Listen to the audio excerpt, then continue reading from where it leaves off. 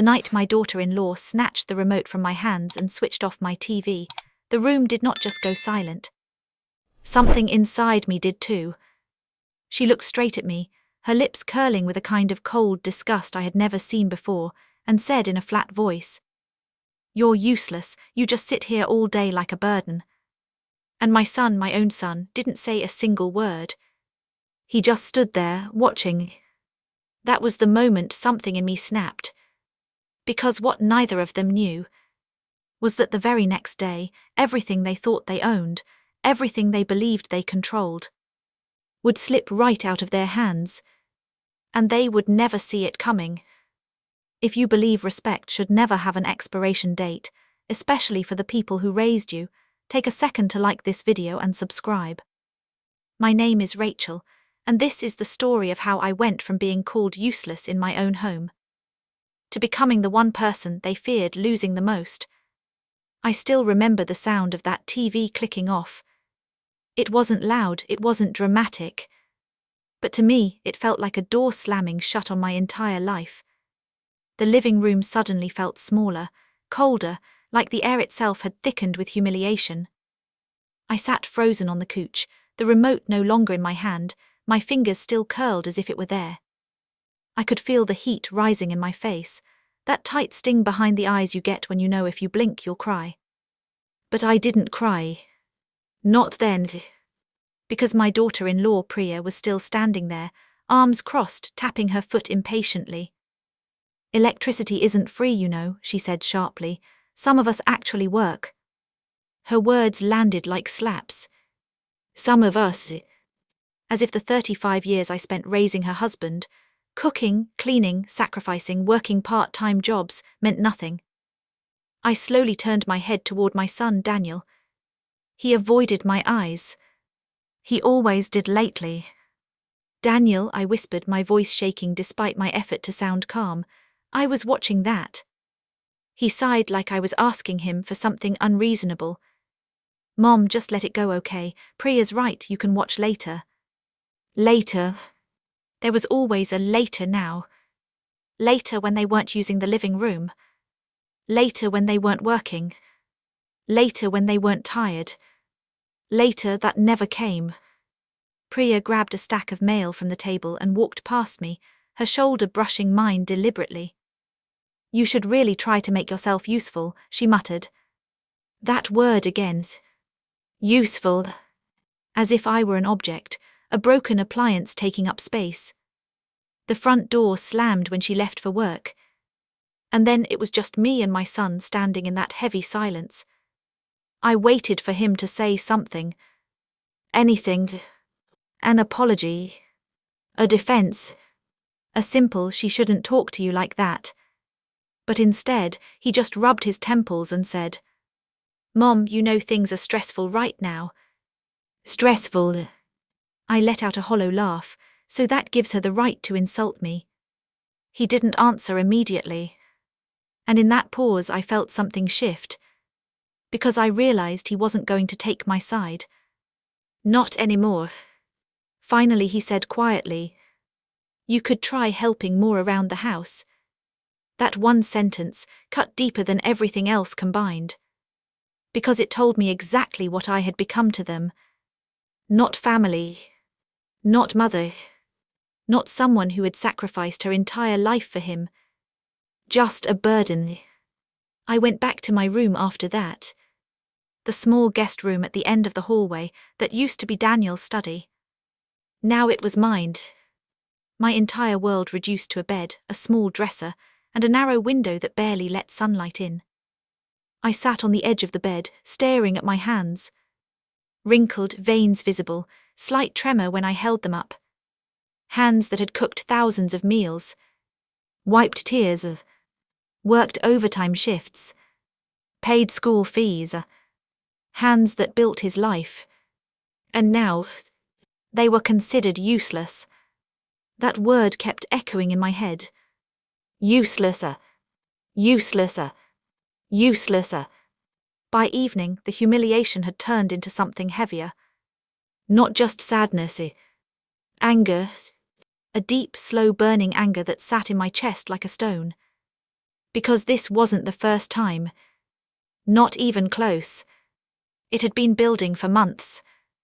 After my husband died 2 years earlier, Daniel insisted I move in with them. He said it was because he cared. Because he didn't want me alone. And I believed him. At first things were fine. Priya was polite, distant but polite. But then small changes started. She complained about the groceries I bought, criticized how I folded laundry, sighed loudly whenever I sat in the living room. Then came the comments. "You're lucky we let you stay here. You should be grateful. We have our own lives too." Each one like a tiny needle. Over time they added up. And Daniel, he always stayed silent. Always chose peace with his wife over fairness with his mother. That night I couldn't sleep. I lay staring at the ceiling, the fan spinning slowly above me. My chest felt tight. My mind replayed her voice over and over. "You're useless." I turned to my side, clutching my pillow. And for the first time in years I cried. Not loud sobs. Just quiet tears sliding into the fabric. Because the pain wasn't just about disrespect. It was about realization. I had given everything to my son. And now I meant nothing to him. But around 3 a.m. something changed. Because as I lay there in the darkness, staring at the faint light coming through the curtains, a thought slowly formed. Calm, clear, sharp. I wasn't helpless. I wasn't powerless. And I certainly wasn't useless. They had simply underestimated me. A slow, cold determination settled inside my chest. And for the first time in months, I smiled. Because I knew something they didn't. Something that would change everything. Something that would make them regret every single word they had said to me. By morning, I had already decided what I was going to do. And once I started, there would be no going back. The next morning I woke up before sunrise. Not because I had to. Because I couldn't stay in that bed another second. The house was silent, wrapped in that pale grey light that comes just before dawn. For a moment I just stood in the hallway listening. No voices. No footsteps. No judgment. Just quiet. And in that quiet, something inside me felt steady. Not calm exactly. More like the stillness before a storm. I went into the kitchen and made tea. Slowly, carefully. The way I used to when Daniel was a child, and I wanted to savor the only peaceful minutes of the day before chaos began. The kettle whistled softly, the steam curled into the air. Simple things, but they reminded me of something important. This house wasn't theirs. Not completely. Not yet. And that realization sent a strange warmth through my chest. You see, when my husband died, he left behind more than memories. He left the house. Legally, fully, entirely in my name. Daniel knew this. Priya knew this. But over time, they had started behaving like it was theirs. Like I was just a temporary guest waiting to disappear. They forgot something very simple. Ownership isn't just about who lives somewhere. It's about who holds the power. And until that morning, I had never even considered using that power. I heard footsteps behind me. Priya entered the kitchen, already dressed for work, her heels clicking sharply against the tile floor. She didn't greet me. She never did anymore. Instead, she opened the fridge and frowned. "Why is there no almond milk?" she snapped. I turned slowly. "You didn't ask me to buy any." She slammed the fridge door. "You live here for free. The least you could do is keep the house stocked properly." There it was again. Live here for free. As if I were some charity case. As if she had forgotten whose name was on every single document for this house. I felt my pulse quicken. But instead of reacting, I simply nodded. Of course, I said softly. That seemed to surprise her, because she was used to me either apologizing or going quiet. She narrowed her eyes, suspicious. But then she shrugged and grabbed her bag. As she walked out, she muttered just loud enough for me to hear. I don't know how Daniel puts up with this. The front door slammed. And once again, silence. But this time I didn't feel small in that silence. I felt focused. Because for the first time in months, I wasn't just absorbing their cruelty. I was watching, observing, calculating.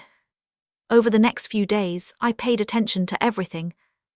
The way Priya talked about her house on the phone. The way Daniel discussed renovations without ever including me. The way they treated my presence like an inconvenience. I noticed something else too. They weren't just disrespectful. They were comfortable. Too comfortable. They believed I would never push back. Never challenge them. Never remind them of the truth.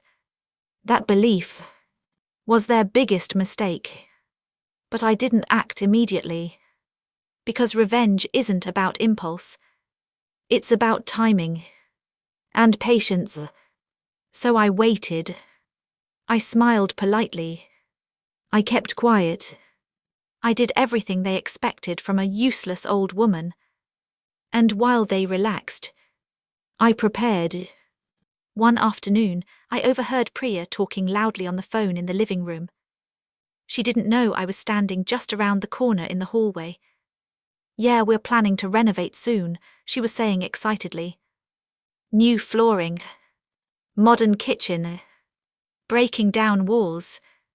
Her voice was full of pride. This place will finally feel like ours. Ours. The word hit me like a spark. Because in that moment, I understood something clearly. They weren't just disrespecting me. They were slowly erasing me. From the house. From their lives. From their future plans. As if I were already gone. That night Daniel came into my room. He rarely did that anymore. He stood awkwardly near the door, hands in his pockets. Mom, he said, not meeting my eyes, Priya and I were thinking. I already knew what was coming. Maybe it would be better if you spent more time in your room, just so we can have space. Space. I felt something crack deep inside my chest. But my voice remained calm. Of course, I replied quietly. He seemed relieved. Too relieved. He smiled slightly.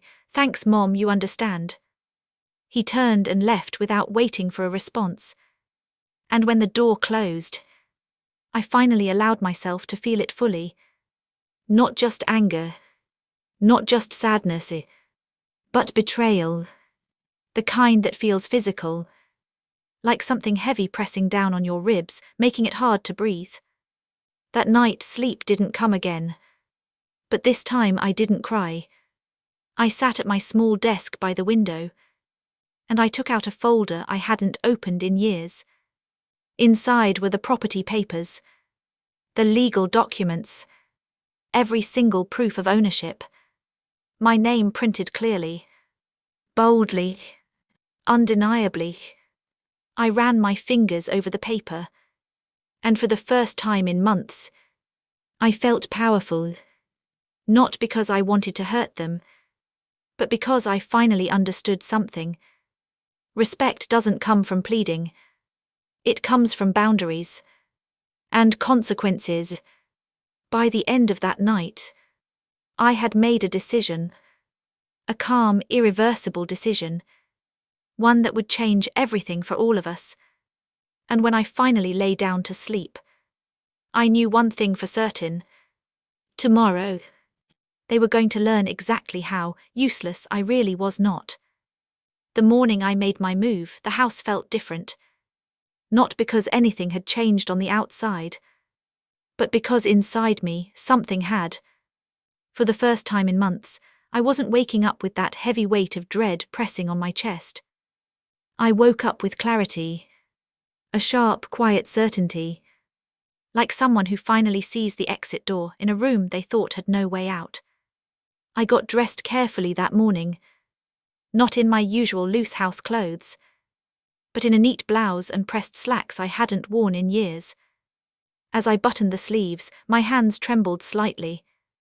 Not from fear, from adrenaline, because what I was about to do wasn't just about revenge. It was about reclaiming myself. I didn't tell Daniel or Priya where I was going. They didn't ask. They rarely noticed when I left the house anyway. To them, I was background noise. Invisible. And that invisibility was exactly what made my next step possible. I took a taxi across town. The ride felt longer than usual. The city rushed past the window, people moving with purpose, horns blaring, life unfolding loudly outside. And for the first time in months, I felt like I was part of that world again. Not trapped, not shrinking, but moving forward. When the taxi stopped, I stepped out slowly and looked up at the building in front of me. A familiar place. One I hadn't visited since my husband died. The law office. Walking through those glass doors felt like stepping back into a version of myself I thought was gone forever. The version who handled responsibilities, who made decisions, who wasn't afraid. The receptionist recognized me immediately. "Mrs. Carter," she said warmly, "it's been a long time." I smiled politely. "Yes, but I think it's time I took care of some unfinished matters." She nodded and guided me inside. As I sat waiting, I could feel my heart beating faster. Not with doubt, but with anticipation. Because I knew, once I did this, there would be no undoing it. When the lawyer entered, he greeted me kindly. We talked briefly about my husband, about how long it had been. Then I placed the folder of documents on his desk. "I want to discuss my options," I said calmly. He opened the file and scanned the papers. And then he looked up at me with a knowing expression. "You still have full ownership," he said. "No one else has legal claim." Hearing those words out loud sent a powerful surge through me. Full ownership. No claims. The truth that Daniel and Priya had conveniently forgotten. I leaned forward slightly. "What would happen," I asked quietly, "if I decided to sell the house?" The lawyer paused, clearly surprised. "Well," he said carefully, "you could do that at any time. It's entirely your decision." He studied my face. "May I ask why?" I held his gaze steadily. "Because I am tired of living somewhere I am treated like I don't belong." He didn't ask further questions after that. He didn't need to. The next hour passed in detailed discussion. Market value. Legal procedures. Timeframes. Each step felt like reclaiming another piece of myself. With every signature, every explanation, I felt stronger, more certain, more alive than I had in years. But this wasn't just about selling the house. It was about timing. About making sure the impact would be undeniable. So I asked one more question. If I wanted them to know, only after everything is finalized, is that possible? The lawyer nodded. "Yes," he said, "completely." A slow, steady calm settled inside me. Because that meant one thing. When Daniel and Priya found out, there would be nothing they could do. No arguments. No pleading. No manipulation. Just reality. As I left the office, I stepped into the sunlight and took a deep breath. For the first time in months, the air didn't feel heavy. It felt fresh. Free. But the real shift didn't happen outside. It happened later that evening. Because when I returned home, everything looked exactly the same. The furniture, the walls, the smell of dinner cooking. And yet, I saw it differently. Not as a prison, but as something temporary, something already slipping away from their control. Priya was in the kitchen when I walked in. She barely glanced at me. "You're late," she said sharply. "Dinner's almost done." I nodded calmly. "I had errands." She rolled her eyes. "What errands? You don't even work." For the first time, her words didn't hurt. They felt small. Because I knew something she didn't. Something that would soon change everything she believed about her power. That night, Daniel sat in the living room scrolling on his phone. He didn't notice me watching him for a moment. And as I stood there, I felt something unexpected. Not hatred. Not even anger. Just clarity. Because I finally understood something painful. He hadn't become cruel overnight. He had simply become comfortable prioritizing his life over mine. And comfort can slowly turn into indifference. I walked past him quietly. He didn't look up. Didn't ask where I had been. Didn't ask if I was okay. And in that silence, I felt the last thread of emotional attachment snap. Not with drama. Not with tears.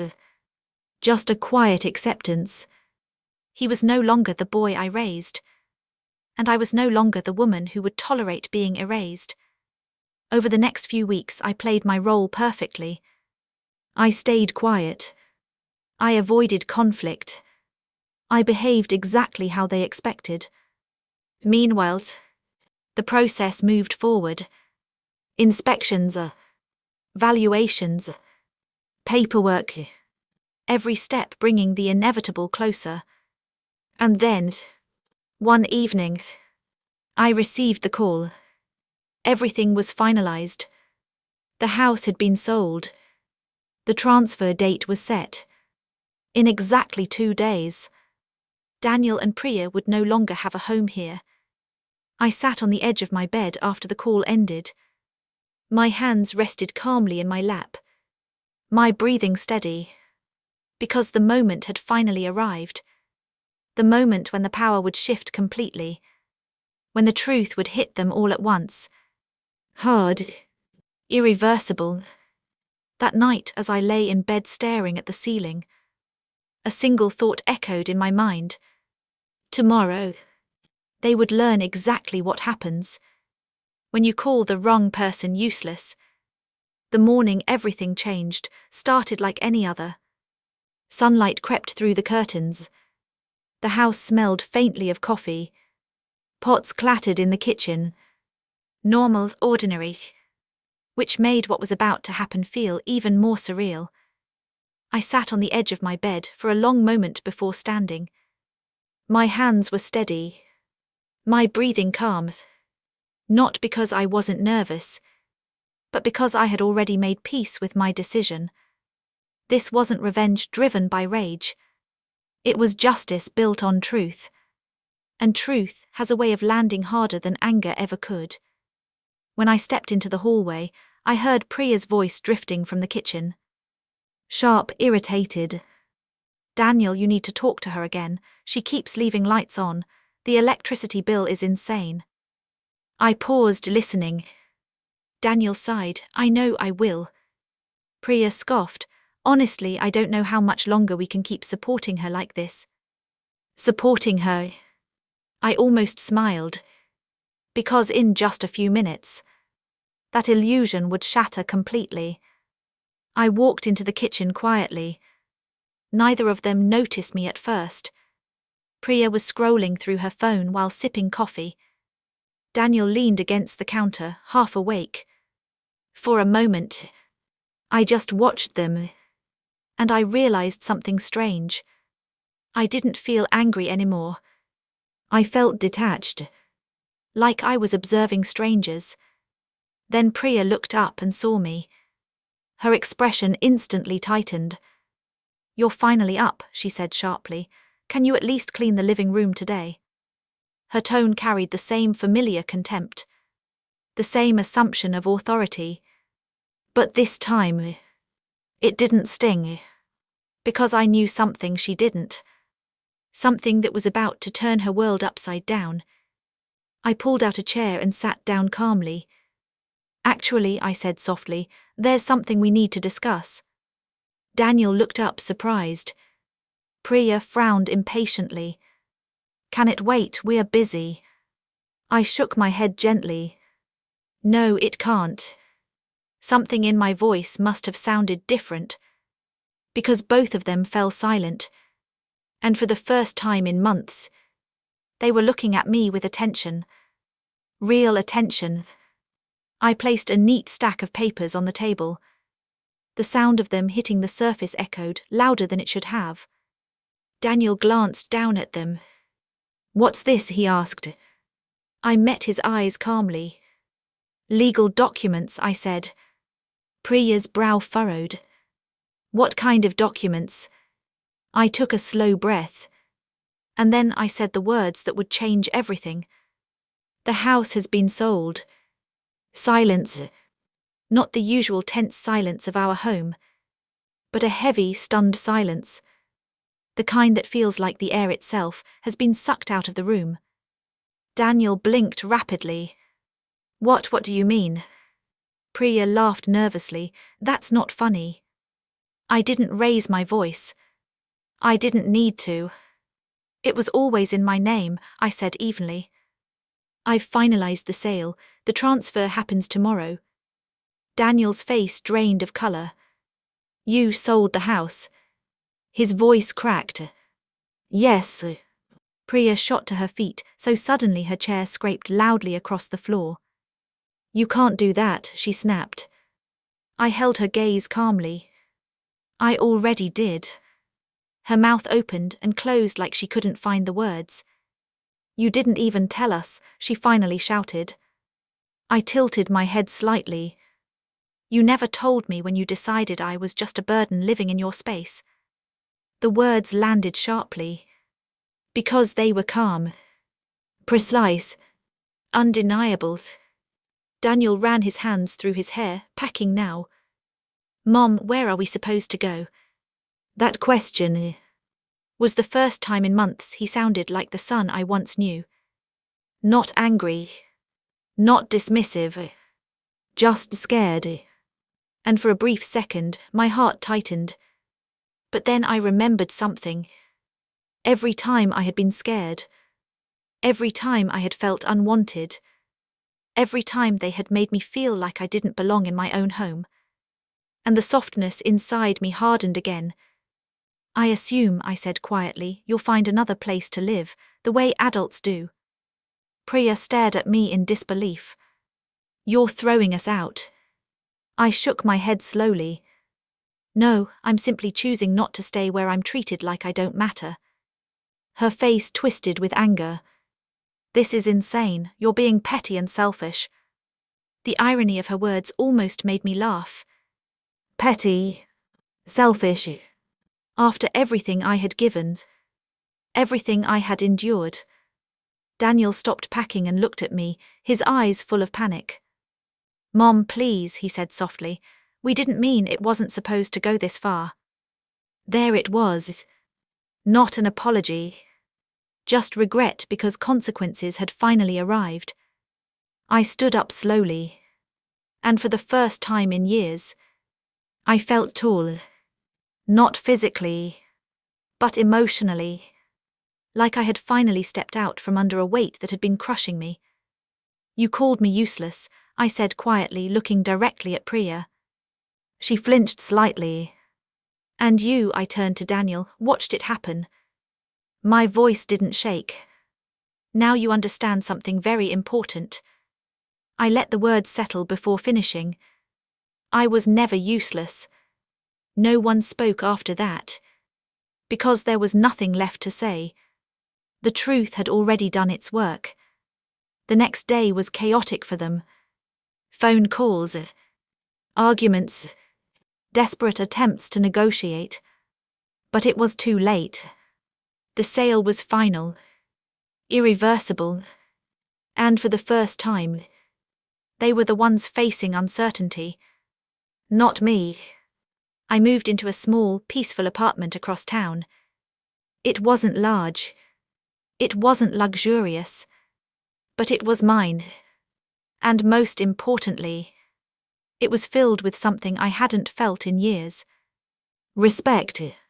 Dignity. Peace. Weeks later, Daniel called me. His voice sounded different. Quieter. Humbled. "I'm sorry, Mom," he said. This time, it sounded real. But apologies don't erase history. They only acknowledge it. I forgave him, because holding on to bitterness would only chain me to the past.